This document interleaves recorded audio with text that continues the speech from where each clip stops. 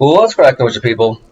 Anansi here, and welcome back to Sudeki. In the last one, Elko finished his rather, in my opinion, rushed story arc to return to his friends and get us to the end game of Sudeki. And in this one, we're going to take care of the last couple of side missions and some cleanup work before we actually finish off our journey with the story of Sudeki. Now, first things first, we're going to go ahead and head to the blacksmith because we got a couple of new scrolls. I believe, specifically scrolls aimed towards our armors. Now we finally got everything maxed out and whatnot. Um, Now it's worth noting that what I'm about to do to my armor specifically, you don't have to do yourself. Oh, sure, you have to go counterclockwise to get to there. Still, you don't have to worry about doing this specifically, but you can upgrade your armors how you see fit. You want some work done? The reason why I only do these particular bits of upgrading is because, yeah, we got all but really one. I think we can, and I think the last one you actually have to do, or do you actually get from doing one of these side missions we're about to do here. So, I'm going to do double damage right now for all of my characters.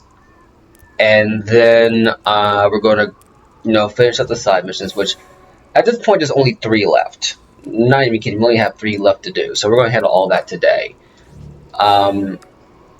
And then when you get the last one, I'll show you what I usually do to kind of finish out my time with Sudeki. But given the fact that you've seen how I upgraded my weapons and armor, and my weapons and what over the time, you probably can guess what I'm going to get in terms of oh, here's our little inn here.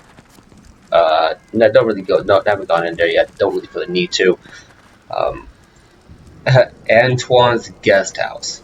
How very interesting.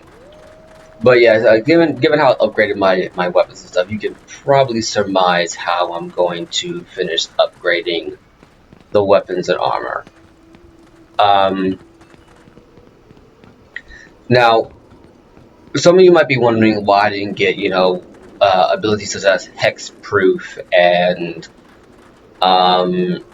anti, so like any kind of like armor upgrade that would limit the ability of me to get hit with status ailments as often. And the answer is quite simple. In my honest opinion, you don't need them. The reason why you don't need those is because of Elko's Tesla shield. Because of his Tesla shield, it pretty much renders getting these anti-ailment proof abilities null and void, because as long as you have Elko in your party and you're going, and after a certain point in the story, like when you can even upgrade your armors to do so, you're going to have enough an overpower, max power 10, plus we need Buki and Ailish to get this, so we're going to hold off on using that. And don't worry, we're going to be using the ores we have lying around pretty soon here. But you pretty much don't need to, because Elko's Tesla shield is that broken. And by, hexproofing your armors and stuff, you are essentially cheating yourself out of those abilities, out of those skills, out of those improvements in combat. That's why I don't do them. Over here we can get. I think about the improvement of fire army. Okay, so now we got double damage and damage shield. So this makes these a little bit easier. And since we have the ultimate weapons out the game and whatnot, that pretty much renders the entire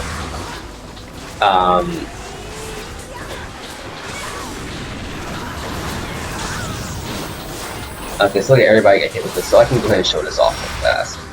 why they showed us off. You've seen this a couple of times, but like I said, as long as you have, did I use trick shot? I think I used trick shot as I should, didn't I? Yes, I did. Okay, yes, I did. That's what I get for not paying attention. And since we're pretty much out of this, see if I can get a little bit more SP out of this right now. And I'm not worried about, we have, we're taking double damage and whatnot and doing half damage. I'm pretty sure we're going to get what we need to get to. So luster drink real fast. And I use Tesla shield. Okay, that was my thing. I thought I hit Tesla shield. I guess the other input didn't register. But I mean, this is the thing, right? Yes, I can give damage shield and whatnot, and I can get anti-hex stuff and whatnot, because I can augment my abilities to. What's the word for here? Augment my abilities to pretty much make me an unstoppable juggernaut. However, I believe that, all I really be doing at this point is literally just hexing my abilities to make it where we got more level ups. Is hexing my abilities to where I wouldn't lose my augmentations, but there really isn't much reason to do that. Let's see here. So level 20. Let's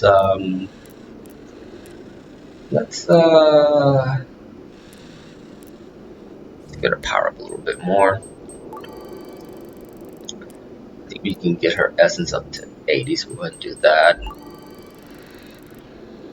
Now let's go to Elko. That goes up to 50, so let's get his power over 50 as well. But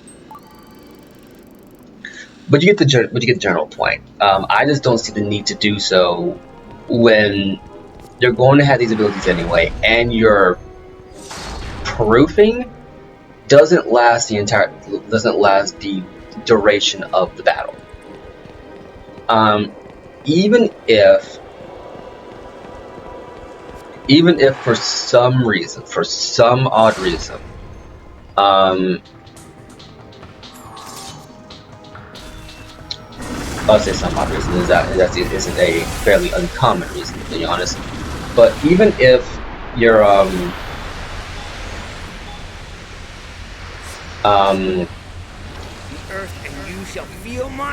even if you don't kill all your enemies in a certain time frame, there is still a likelihood that that whatever armor augmentation you get, barring damage shield, I think your other proofing will wear off. And even your augmentations that you put on your characters from other characters' abilities will wear off. So the way I see it, you get the armor abilities, you save yourself some. You do the thing you're going to do. You save yourself some abilities that you were going to put on your characters to make it easier on yourself, right? And you go ahead and you just take whatever proofing you're going to do, and then just have that free SP that you weren't going to use, and then when you get, a debuff put on you, which there are only like very few enemies that'll put a debuff on you. Like, being realistic, there's like maybe 4 in the game, and you don't encounter them all that often. There's the there's the Arcanite Warlock. There's the the Venom Nast that give you poison. Then there's the what's the one look right here? There's the Crystal Crab, and then I believe the Glue Spiders and the Shenanimo. So a lot of these only appear in very specific instances, and you don't even have to worry about them that much. So first thing first, we're going to go to Crystal. We're going to go to Crystal Reef. We're going to go to Crystal Reef, and then we're going to kind of backtrack our way from there, because we're going to get the rest of the Eden Coral from Crystal Reef for Finbar's quest. But yeah, like all the enemies that give you debuffs and whatnot, they either A, occur in very specific parts, well, very specific areas, and B, most of the by the time you encounter these enemies, and by the time you have the ability to afford the armor buffs, you're already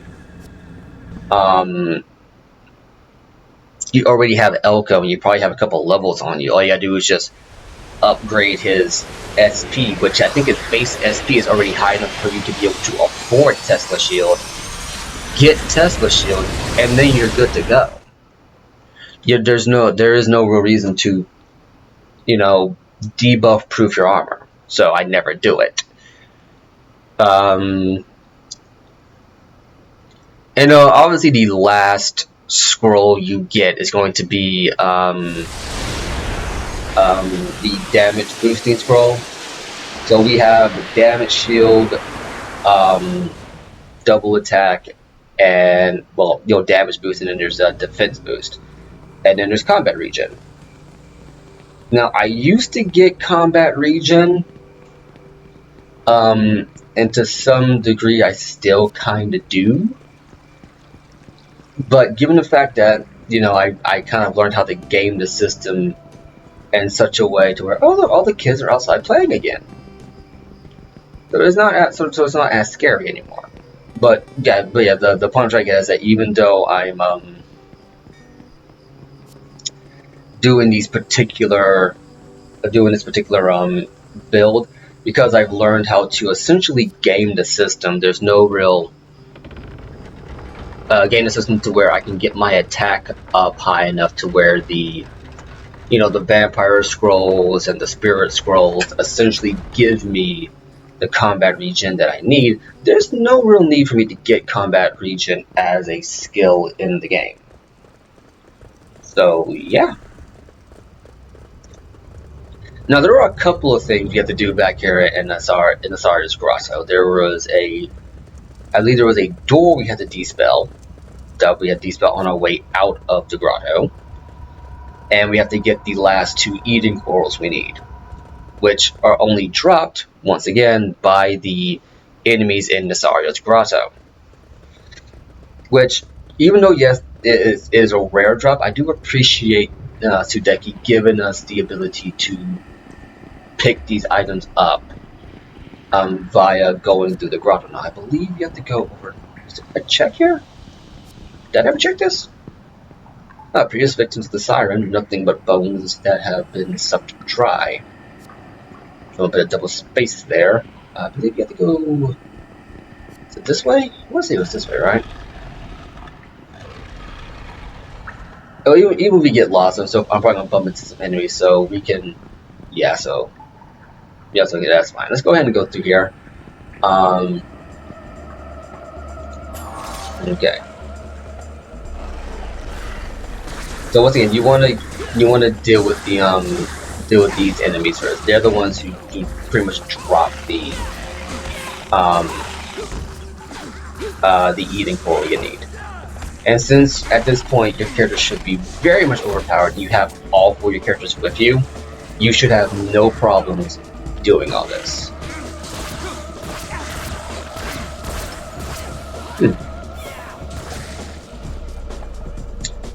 Yeah, see right there, your double damage wore off already. Hydrogen scales, we didn't get what we needed. Okay, so we're gonna go back through this way. I pointed this out in an earlier chapter, an earlier part, I believe, but anytime you turn the game off, turn it back on, you have to re-investigate the entire overworld to get the pieces that you missed. Was it up this way? It could have been up this way. But for instance, like you can see, like parts of the map are not filled in, and we have to essentially do that all over again. So I believe, yes, okay, over here is where we needed to go. So if my memory serves correct, there is a spot where we need Ailish to come through to dispel a door. And once we dispel this door, I'm going to do some off-screen grinding until I get the eating coral we need. which luckily shouldn't be too hard. We have to go through this maze again to get to it. Let's see here. And once we get the Eden Curl, you know, I'll pop back in and you'll, you know, see the extra rewards and whatnot.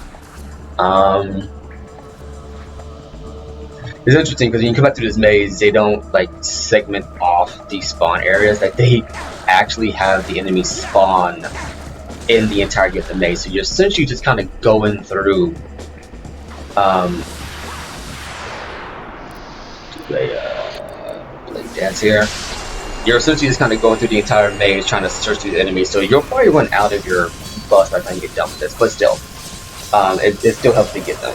There we go. Should be a scribe skill on that. There we go. Buki, what are you guys doing? You can't attack them through the gate. You just can't. Okay. It's not that kind of game. Luckily they're spawning behind you.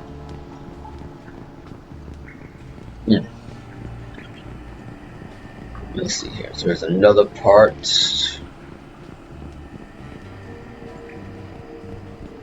Yeah, there's just now inside the maze, so we should be getting our spawn here pretty soon. I forget which particular hydrogenate enemy drops it, but I know that the hydrogenous are the ones who drop the Eden Coral. So, yeah. I guess now that we're here, I might as well go ahead and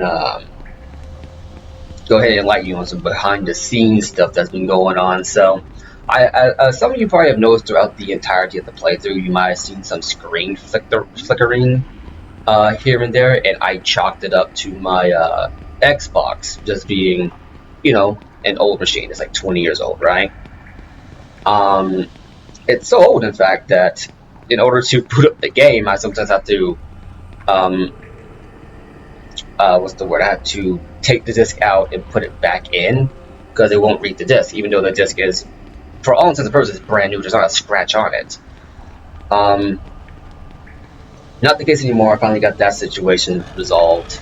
But the main reason that I want to bring this up is because the flickering that I was dealing with wasn't to do with the Xbox itself. It actually had everything to do with the converter cable I was using.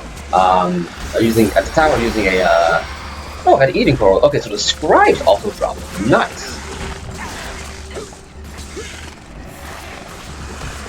Nice, very nice. Well, I'll get to that one in a second here, but yeah, the HDMI, the HD converter I was using, another level up there, it for some reason flickers when using the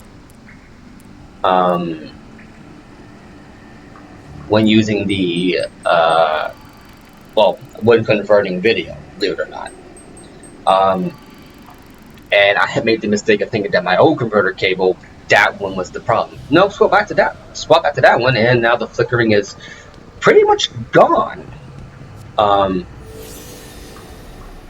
We need aliens to get through here, so we got 2 chests here, which is new. I don't think we've ever had. We got another huge gold bar, so this must have been Nasaria's hidden cache here.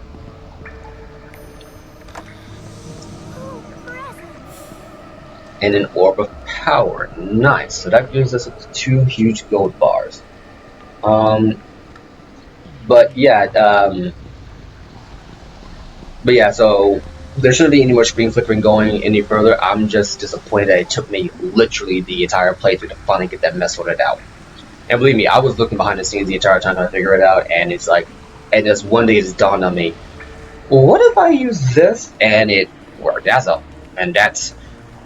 It just goes to show you that if you overthink a problem, you'll more times than not never find the answer to it, and it is annoying when it happens.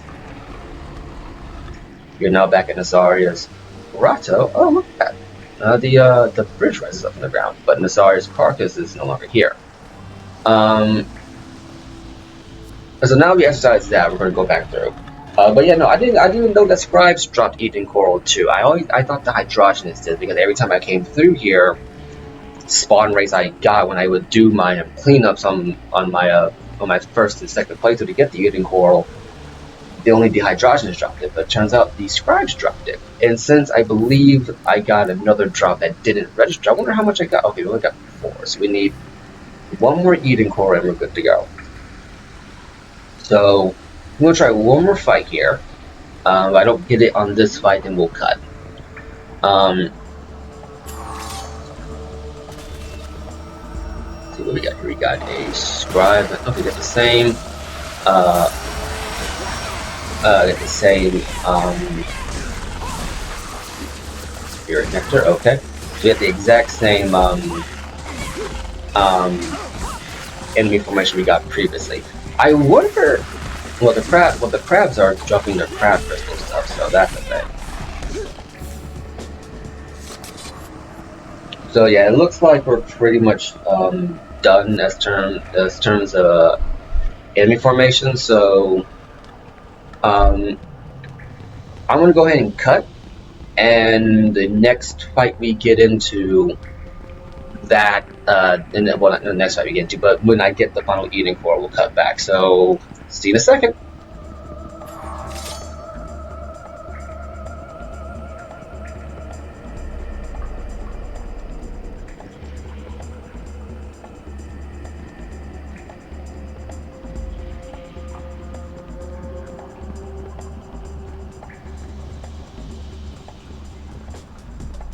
Wait, really? Really? Really? It spawned them. Really? It spawned them so far over here that my buff wore out. Huh. This mage is just. This mage was just not really well thought out, was it? Yeah, I don't think they thought this maze out very well when they made it.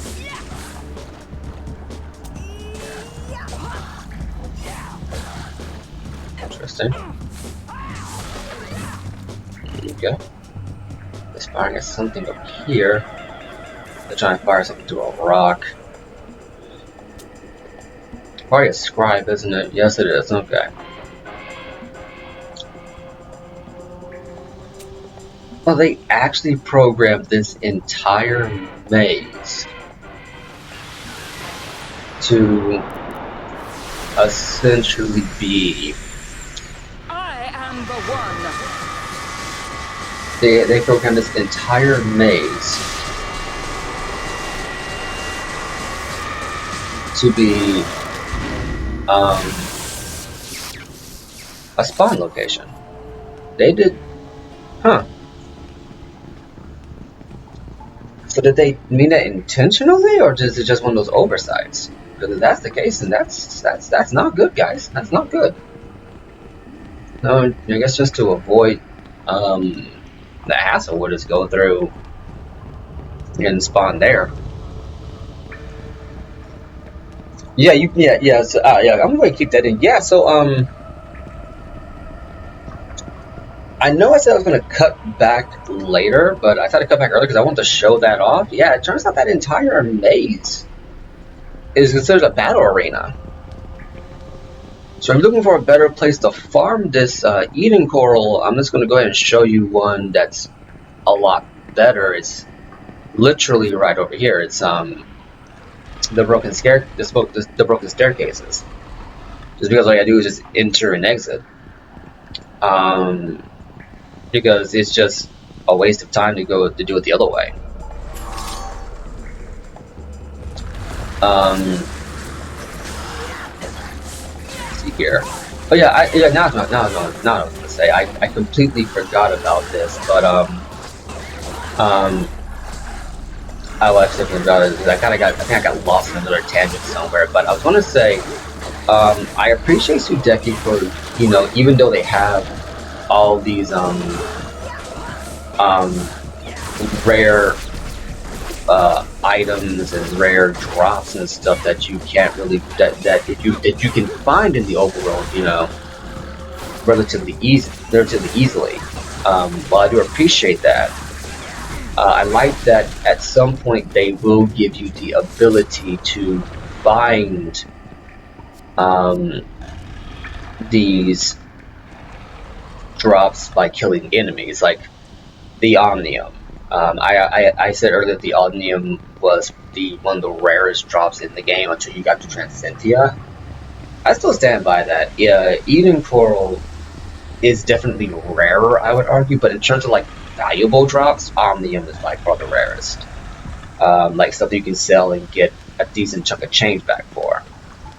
But I do appreciate being able to find it later. You know, like you can find bright water pearls by killing the scarecrows in Illumina or the aquatic claws. Um, like you kill those and that's their rare drop. I believe even the Illumina Guard, the Brightwater Pearl, is their rare drop. It's the equivalent to the Cyantine Eye. So I do appreciate that. A lot of games don't give you that option, and it can make farming for stuff hard to do, especially when they expect you to get a rare drop in order to do it. You know.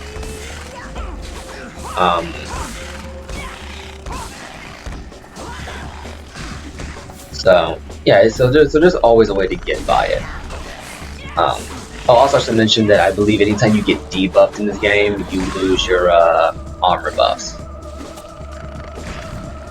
Either that or the timer for when you lose them is just different for every character. It's honestly hard for me to pin down at some point. I want to say it's a timer, not to get hit, so. Okay, we gotta level up. We're probably going to hit max level here pretty soon, because I don't know if I mentioned it earlier, but the max level in this game is 30. So your characters will hit level 30, and that's when they max out. Buki's one level away from hitting 100 power, so yeah, anyway, I'm going to cut back when I get the last one and go from there. Alright, and there we go, the last Eden core we needed. Oh, I don't know if you noticed there, but the charge attack these Hydraulics just did, that's their skill point drain mode. So try to avoid getting hit by that as much as possible, because if you haven't upgraded your weapons like I have, you're not going to recover very easily.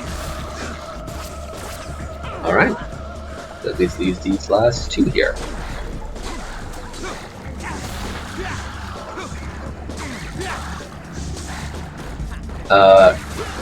Now, I should mention the very last thing I'm going to do is I'm going to hit the level cap just to show really how you can get your characters outfitted by the time you're done with the game.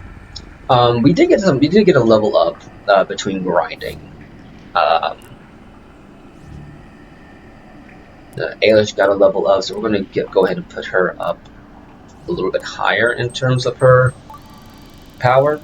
And Elko got one. So Elko, interesting. Okay, so I'm going to upgrade his power. I would say the reason why Elko and Ailish are not as high as Buki and Tao is because Buki and Tao had a lot more orbs that I allocated for them throughout, not to mention their power increases exponentially. So as you can see, we're pretty high up there, but with Tao being the highest level, and he's got 5 more left to go, we got way more than 5 slots of upgrades to give, and whatnot. You're not maxing out all your stats. You can potentially max out 2 or 3 of them depending on how you do it, and I mean max out in terms of like allocating slots to it, not in terms of point value, because you can augment them obviously with your orbs and whatnot. One reason why I've been saving them, because I'm going to go ahead and just kind of allocate them the way I feel I really want to. But once you see how they allocate them, I can you can decide from there how it is you want to fix them up. Also, I should also mention that and I'm sorry it's taking me, what, going on like 20-30 minutes to mention this. If I sound a little quieter than usual today, that's because earlier in the week, I bit my lower lip. And I bit hard into my lower lip. And it's healing over, but boy does it hurt. And where I bit my lower lip, where it's healing, where the incredibly painful scar is healing, is literally on the right upper part of my lower lip, and it brushes against my tooth every time I speak. So I really can't get as loud and energetic as I would really like to. So I'm really trying my best here. Oh, also I forgot, we also need Ailish for this particular thing. Why I went in as Tal, I don't know, but if you remember, there was also one more thing in here that we needed to get from, I believe this was Finbar's. I want to say it was, unless, let me see here. Was there something? Yeah, this was from Finbar's boathouse. Okay, so we already got what we needed from there. This is from, I want to say, Muesli's. This is Muesli's warehouse. Yeah, Muesli's warehouse. So, go in here, dispel this. Now, we could have come back here with Alexine to do this. But once again, I kind of wanted to wait to get Ailish back because I was wanted to do the rest of these side missions. Another huge gold bar. I want to do the.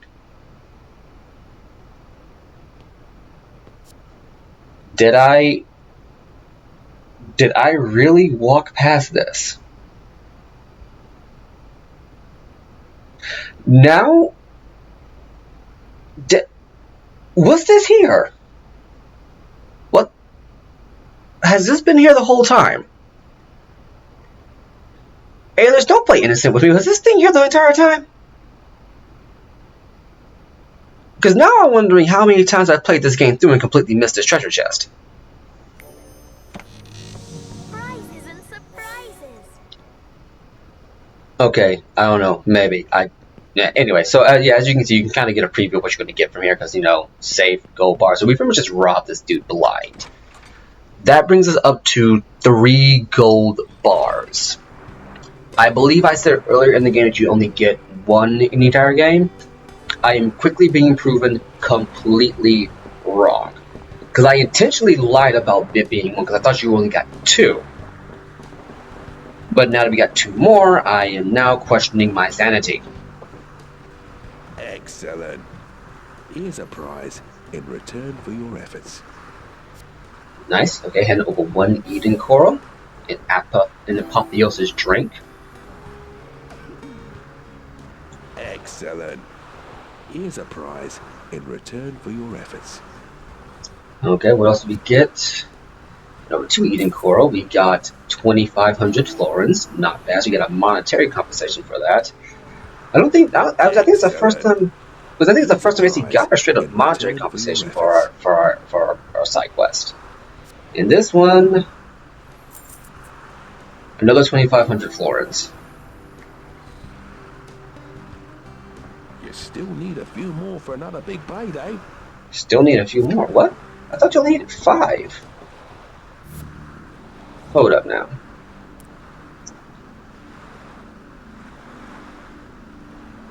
I need 5 more pieces of Eden Coral. Huh. Okay, I'll be right back. I'm losing my mind, apparently. I'll be right back. Excellent. Here's a prize in return for your efforts. Okay. So, Wave bye-bye then. so about 20 to 30 minutes later, and an entire mountain of fish guts and crab legs that I didn't get to eat with butter, we got the final prize from Finbar, a huge gold bar. That means that in total there are 4 huge gold bars in the entirety of Sudeki. And if you bring them to this trader up here, he gives you the most for them of any character in the game. That is 5,500 florins. Now, what I was going to say earlier before I got horribly shocked by the fact that I wasn't done with the eating corn quest, what I was going to say was, I believe that is the very first time we get paid florins in any quest. Every other quest always gives you something to work with.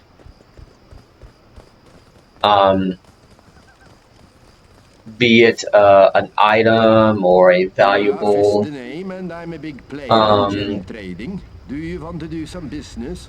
And that's about it. So I think for the first time you actually get money is a pretty decent amount of money for what you're doing. Go ahead and trade away some of our stuff because let's be honest here. We don't really need a lot of this anymore. Actually, no, actually, you know what? Yeah, so we got 4 gold bars. So yeah, no, as a matter of fact, I take that back. We're not going to trade anything else because we really don't need the money anymore. We don't. We can just keep hold of our stuff if we really want to. Now, the one thing that was hard to adjust to with regards to Sudeki coming back off another RPG I was just playing, and that's Xenoblade Chronicles, was the fact that in Xenoblade Chronicles, you have the ability to trade for the rare items, as long as you have enough items or money or whatever it is you're trading for to equal the value of that rare item. And honestly, I appreciate that because it just makes stuff like this so much easier, because as RPGs have gotten more and more intricate and more and more just more and more intricate, more and more elongated, just having the ability to trade for certain items makes it so much easier rather than relying on the RNG element of just loot drops, be it from item boxes or enemies, to get what you're trying to get to. Oh, that's what was up here. A shrine to mow the cat. I was wondering where that other shrine was. So yeah, so basically, if you haven't gonna overfigure here, if you haven't acquired since we could only get this with Boogie, let's go ahead and get this to Boogie. Also got quite a few level ups off of that grinding session. Boogie. So over here. Let's go ahead and get her up over 100. But yeah, no, since we've but if you haven't acquired all of the super weapons in the game, they literally have all of the way shrines and stuff in this area of the game. They're not as spread out as they are in Illumina. Because the shrine to Karistan is literally along the road to New Brightwater. They're like right outside the castle. And let me see here. But here now. Oh, we got some new enemies here. These are the scarecrows of Akoya. They're a little bit tougher than the ones you're used to, but they overall react the same. I believe they also drop Science on Ice. Says those are the common rare drops essentially for Akoya, like the signature rare drops essentially. Also, I should also mention that with regards to the eating coral, you've gotten one if you get a rare drop. Oh, they drop almond shards. Okay, if you get a rare drop chest from a hydrogenate or a scribe, because their common drops are their scales and whatnot. So since we've gotten a couple of level ups, let's go ahead and level up a few more characters. We got here. Let's put Buki at 3,000. Let's put it at 3,000 health. Elko has 3. Not bad here. Let's get his power up a little bit higher. Let's go ahead and max out his power. Let's go ahead and just do that. Just max that out. Because really, with the extra stuff we got, there's no need to really keep putting stuff into him. So let's go ahead and get Tal up to 3,000 as well. Because he's got 3 more levels left, and that's going to be it for him. And Ailish, let's bid her up to around 70. So yeah, there we go in terms of that. And like I said, I'll be level grinding off screen to max the characters out, because to be honest with you, getting to the next level isn't that hard. I mean, if you look at our experience here, like Tal's 3,000 away, Ailish is like under 1,000 away, Buki's only 5,000 away. So you just leveled up, and you know he's 5,000 away. And the enemies here give like 100 something experience to 100, 200 something experience per enemy on the low end to the high end. In just the Overlord of Chloria. So yeah. Now I want to bring something up that I completely neglected to mention when we were playing Elko's section coming back from Illumina. If, and I do mean if, at any point Tilly dies. I know I hinted at this, that it's probably the darkest thing in this game. If Tilly dies, Elko, you get a hard cut. It's not just a game over screen. It's not even that. Elko will hard cut to a cutscene of him lamenting his life, saying that there's no reason to live anymore. He puts his gun to his head, and it cuts to black, and all you hear is a realistic gunshot. It's not even the sound of it's not even the energy sound that you're used to hearing from any of his weapons. So, like, no matter what weapon it is, you will put it to his head, and you'll hear a realistic gunshot. So imagine my mind, since I had never gotten the ultimate weapons in anyone in the game up until recently. It was my playthrough before I did this one for channel. Having him use the Omnium launcher, the rocket launcher, essentially. See right there. See, Ailish is already leveled up again. But having used the Omnium launcher and just seeing him put that to his temple and pull the trigger, my mind's like, oh my goodness. And you know, I failed that mission quite a few times, so I got to see that cutscene play out. Well, not in vivid detail, but I got to see that cutscene play out repeatedly. Now, what you want to do with this section here, and I forgot to do this, well, I forgot to do this, I intentionally didn't do this. If you go up either one of these ramps, I believe it takes you to some optional paths, I believe. I say I believe. I know it does, I just can't remember which one was which.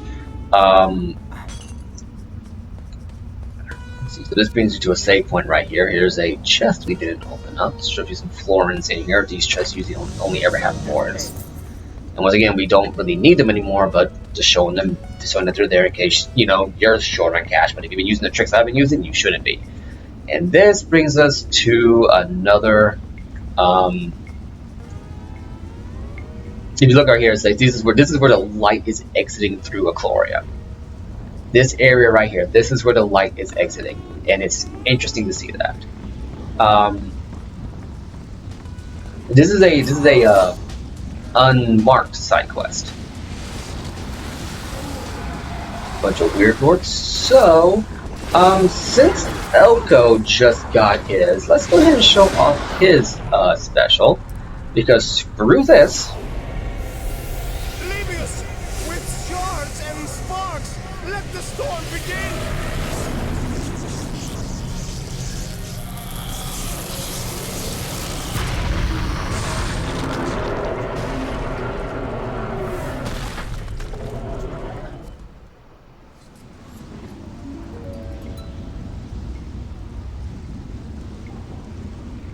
Let me get a new chest. Now, let's see, let's go ahead and collect our spoils. We got a combat fortified scroll.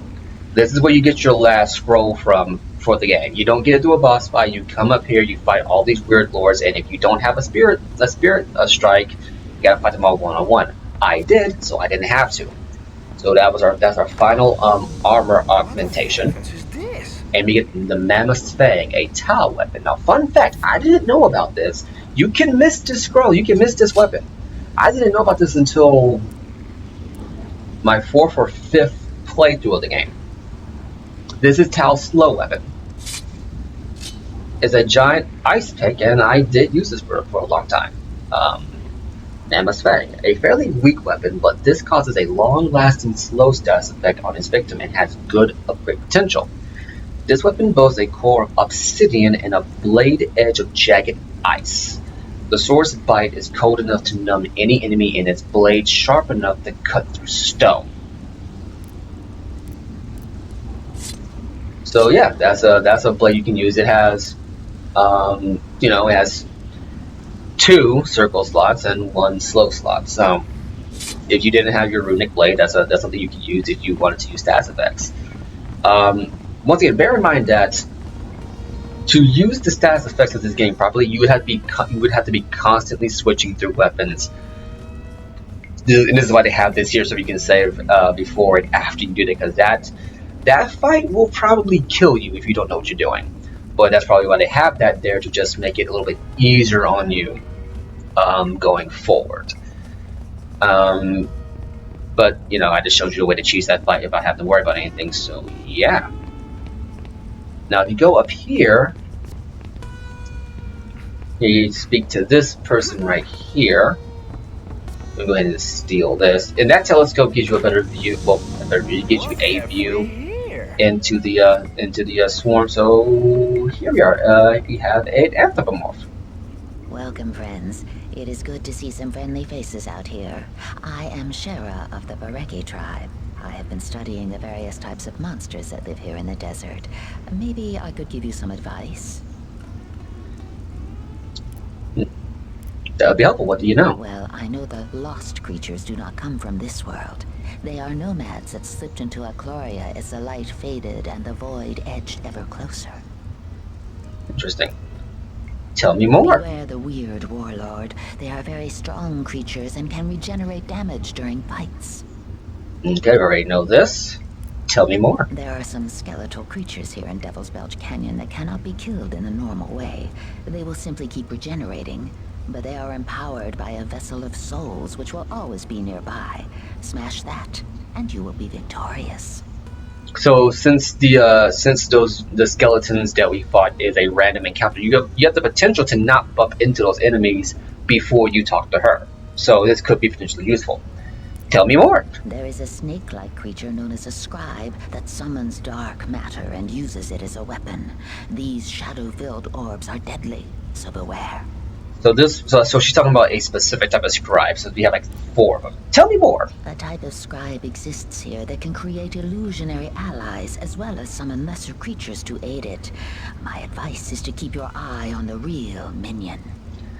Basically, what she's saying is, attack the caster to kill the illusion.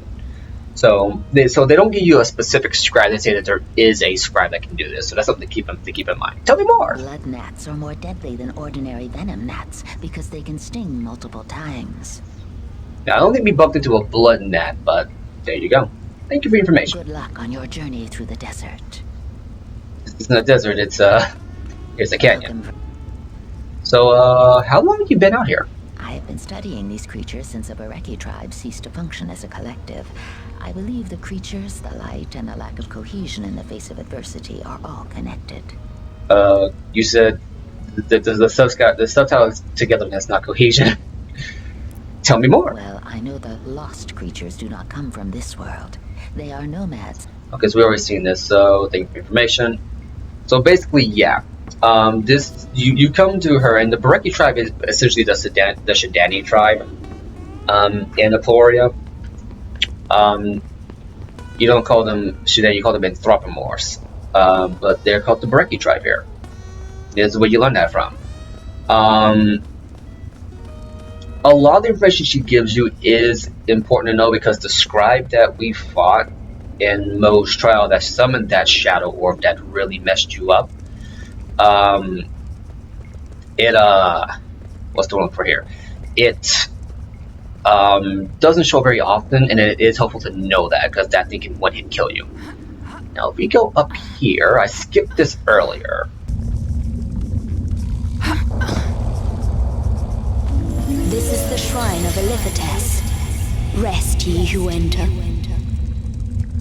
This is the only area that is like a proper shrine to one of the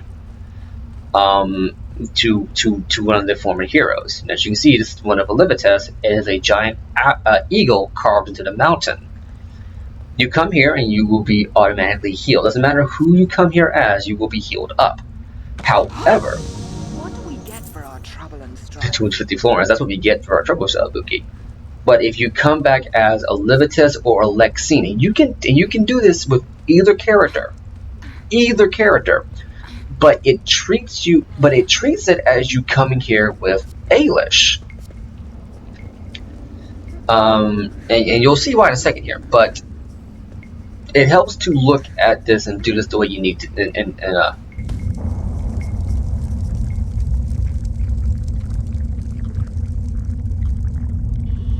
Hear me now, daughter of Sudeki. I, Olivotess, whisper to you from within your own soul. It is written that my line will be reunited to combat the forces of Haigu.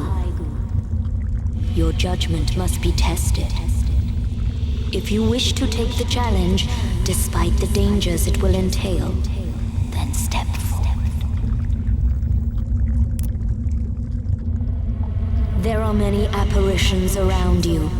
Step forward to choose one. If you choose wisely, then you will be rewarded. If you choose poorly, an ill wind will blow. I am your guide, but I must ask you, if you are to fulfill your destiny, in whom should you put your faith? Lucica? Yemi? Or your shadow, Lady Alexine? So basically, this is a perception test based entirely on Ailish's ability to dispel illusions. Now, if at any point in time you can walk down that, no, wait, you can't. I was going to say anytime you can, but no, you really can't. So there is only one real choice here. Because we've already seen that Lucica is not to be trusted, and Yemi's a minor character. So you can only really put your trust in Alexine, your shadow. You gotta get up close here. There we go. You have chosen wisely.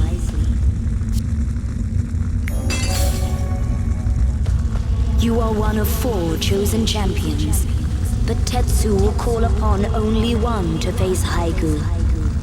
Tell me, who is the descendant of Kariston? Interesting question. So yeah, no, I mean, if you choose incorrectly, then you have to fight an enemy. Now, we already know that Nico here is the descendant of Mo. Elko is the descendant of Libius, and as we've since this was our very first one, Tal is the descendant of Kariston. You have chosen wisely.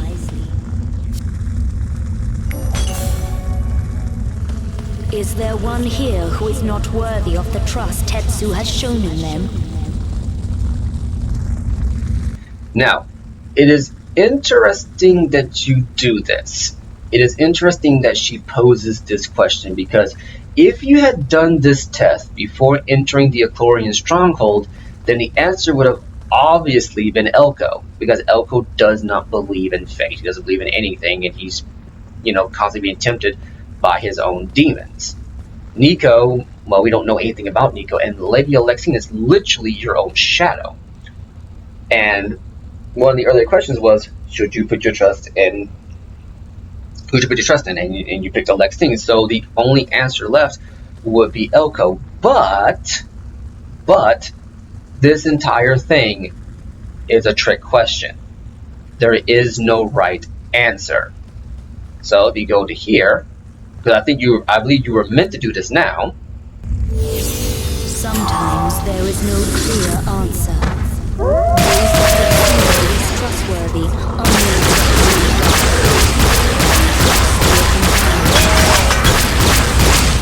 So yeah, that's pretty much it. So since we're here, let's go ahead and do a celestial circle. Because we only got to deal with 3 of these things, and they're, Leave this world. you know, they're wolves. They're not really that strong. Oh, no, never mind. It's more than 3. More. Just 10. So you gotta do it.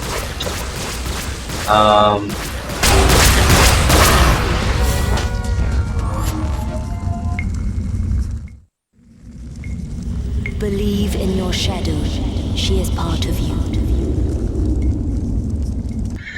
So really the correct answer, because I've done this test and picked every single character before, and what we got Warp of Wisdom Max Essence. So this is going to go to Alis because we got it from the Shrine of Libertas. But so I've done this test before, and I've done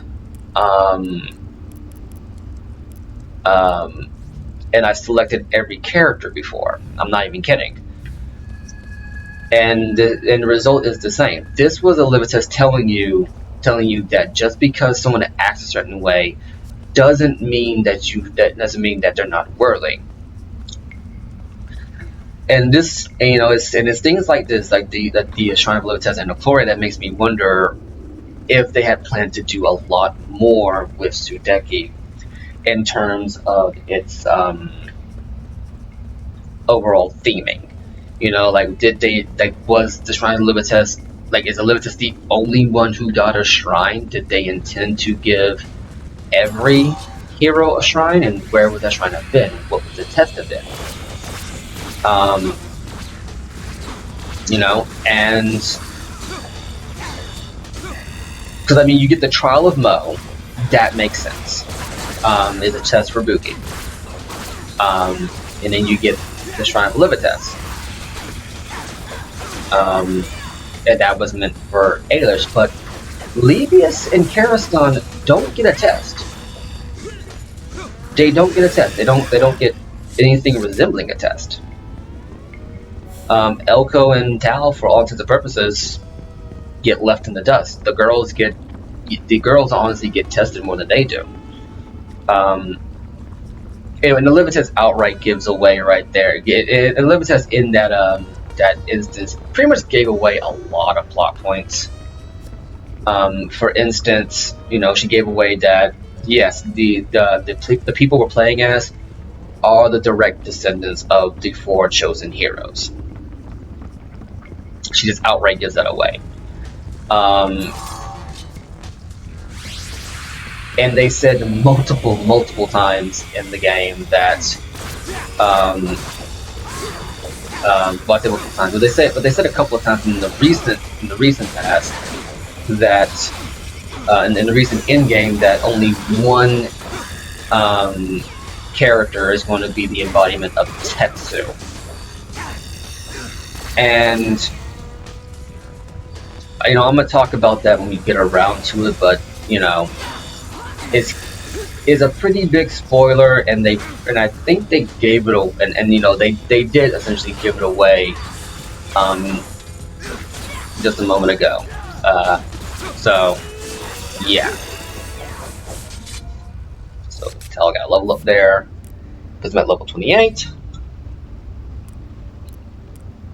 So let's go ahead and get his essence up a little bit more. So that gives him 2 more level ups to essentially max out his skill. And you know, when we get to that part, we'll get to it because it's literally going to be the next part. We're going to pretty much finish out the game. I'm going to max out all the characters in terms of their levels and just go from there, because every character, I think, our levels are at 28, 23, 23, 26. So not a lot left to do. We're going to go back and save, and then we're going to call it a part here. But with that, the only thing left to do. Oh, look, we got the blood knack now. So with that, the only thing left to do is just to face the final boss to begin the Age of Unity. So yeah, and I'll admit, you know, it's been a fun journey going back through this game, getting everything done, just kind of talking about it as far as you know, as far as what's the word for here? As far as the journey itself goes. Actually, you know what? Before we save, I'm going to go ahead and show you what the last skill was. Okay, let's get Alice's health back up because apparently she was getting rocked by this scarecrow. And her essence is so high that that one skill is pretty much a max heal. It might as well be a max heal. See, yeah, Lion Time Citadel. No, it doesn't really matter. But yeah, no, I mean it's just one of those things where it's like, as you get further and further into Eploria, as you go through the journey that brings us through this ruined mirror, this cracked mirror of Illumina, you get more and more that they want that Climax wanted to do a lot more with Sudeki than I think they were allowed to do. I believe because I'm gonna show it at the end of the playthrough, but there is an unfinished cutscene that pretty much wraps up the story more neatly than what you get for the end game. Because you're gonna see how this game is, and it's pretty epic, but it's pretty weird how it does. I know I'm hyping up a little bit more, but once again, you're going to see when we get to it. Trust me, it is well worth the wait. So we're going to finish this off by, augmenting the last slot on our, armor. And then I'm going to level grind off screen to get every character to max level 30. And then we're going to pretty much finish out Sudeki. Wait, I got this.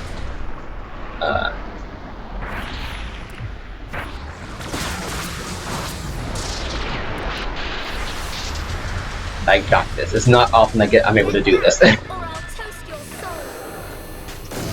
get this many enemies trapped inside of that. Oh yeah, no, I'm doing this.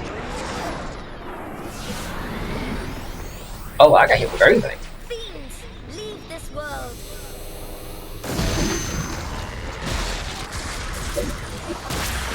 So that means we got hit with the Shadow Ball, which pretty much hits us with every single debuff imaginable.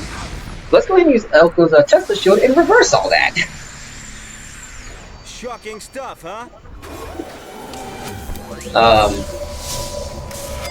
Yeah, once again, Elko's abilities are just broken. Look at that, look at that. We got every single buff in the game on these characters. Because one enemy is able to hit you with every debuff all at once. That is ridiculous. So no matter how you cut it, that is beyond ridiculous. And I love it. I do. Like, if they ever remake this game, they're going to have to nerf that ability, I think, or at the very least make the game harder to compensate for it. Because I mean, you see where we are right now. Like, a lot of these enemies are just no problem whatsoever. There's no reason to even fret over it.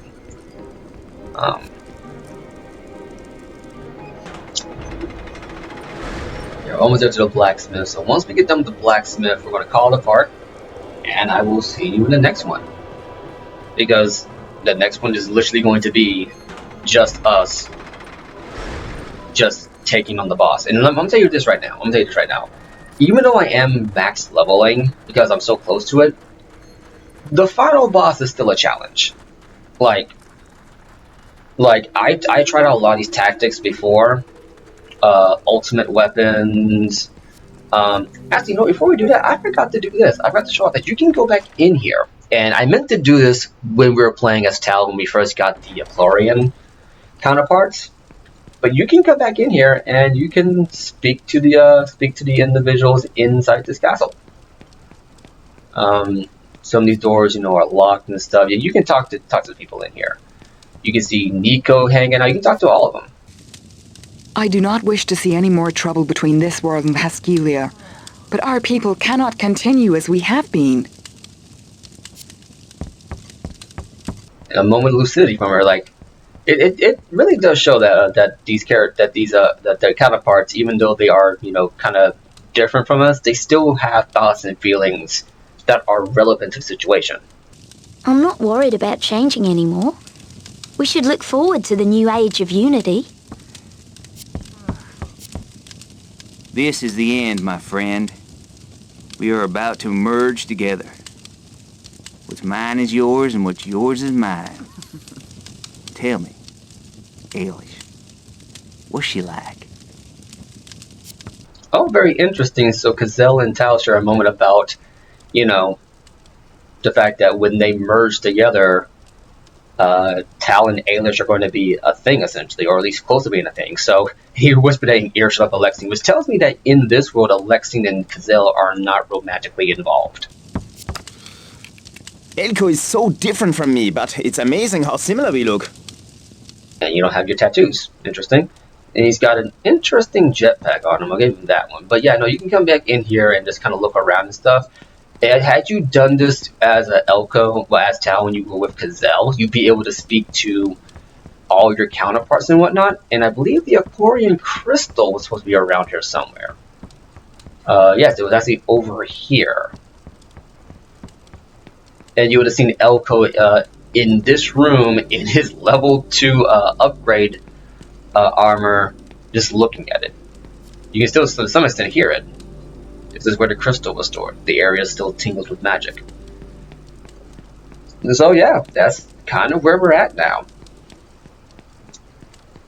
But I do find it interesting that all like now they know the Age of Unity is upon them, they're going to merge and kind of essentially stop being who they are. Everyone's pretty much come to terms with it. And it's interesting, it's like you find out there's a whole half of you that you're completely missing. How do you even handle that? Like, do you accept it or do you reject it? And I think it would have been interesting to see, because in my opinion, okay, I can check this. What is this? Captain J. Clark killed by snakes. Interesting. Private M. Neal, a casualty of juggling. What? Are these more joke? More joke coffins? More jokers? I didn't even know that. He's killed by snakes. Yeah, okay. That kind of killed the mood a little bit. But yeah, no, I mean, if you take the time to talk to everybody here and just see what they're talking about, it's interesting to listen to them. But I think if they did redo the game, they would probably have to focus more on some characters not wanting to merge with them than others. Like, I think it'd be interesting to see like Nico not want to merge with not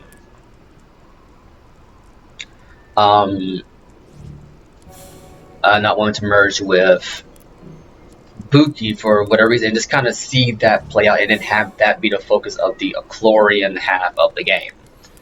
Because once again, as I said, we really don't get much time with the Achlorian counterparts. We're just made to essentially just know that they exist, see the difference in their personalities, and even their dialect. Like Alexine and Cazell are country as country can get, but it's interesting to see that. Anyway, I've been Anansi, you've been awesome, and in the next one, we're going to finish our time with Sudeki. Deuces.